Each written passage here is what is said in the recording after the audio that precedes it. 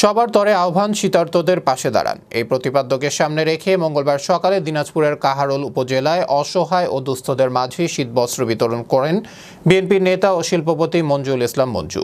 কাহারোল উপজেলা শাখা বিএনপির দলীয় কার্যালয়ে উপজেলার 6টি ইউনিয়নের অসহায় ও দুস্থ মানুষের মাঝে 900 কম্বল শীতবস্ত্র হিসেবে বিতরণ করেন বাংলাদেশ জাতীয়তাবাদী কেন্দ্রীয় কৃষক দলের 1 নং সদস্য, দিনাজপুর 1 আসনের বিএনপির মনোনয়ন প্রত্যাশী মঞ্জুল ইসলাম মঞ্জু।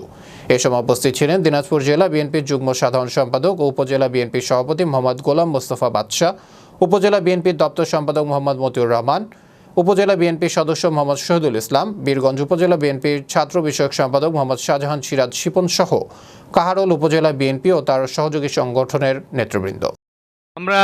আমরা এখানে যারা এসেছি, এখানে আমাদের বাদশাকে চেনেন, কাহারোল বিএনপির সভাপতি, আমি বীরগঞ্জ বিএনপির সভাপতি।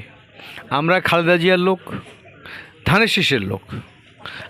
আমরা বেগম খালেদা জিয়ার পক্ষ থেকে আমাদের নেতা শহীদ রাষ্ট্রপতি জিয়াউর রহমানের সুযোগ্য পুত্র, আগামী দিনের রাষ্ট্রনায়ক জনাব তারেক রহমানের পক্ষ থেকে আমরা আপনাদের কাছে সালাম এবং শুভেচ্ছা দেওয়ার জন্য এসেছি।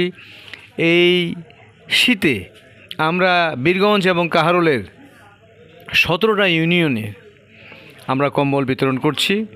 প্রত্যেকটি ইউনিয়নে আমরা কিছু কিছু লোককে দেওয়ার চেষ্টা করছি, কারণ আমাদের ব্যক্তিগত সক্ষমতা অত বড় নেই। যতটুকুই সম্ভব আমরা চেষ্টা করছি যে যদি কিছু লোক এই শীতে এই কম্বল পেয়ে একটুও উপকৃত হয়, নিশ্চয়ই আল্লাহ আমাদের এই দানকে কবুল করবেন, আপনারা যদি দোয়া করেন আর কি।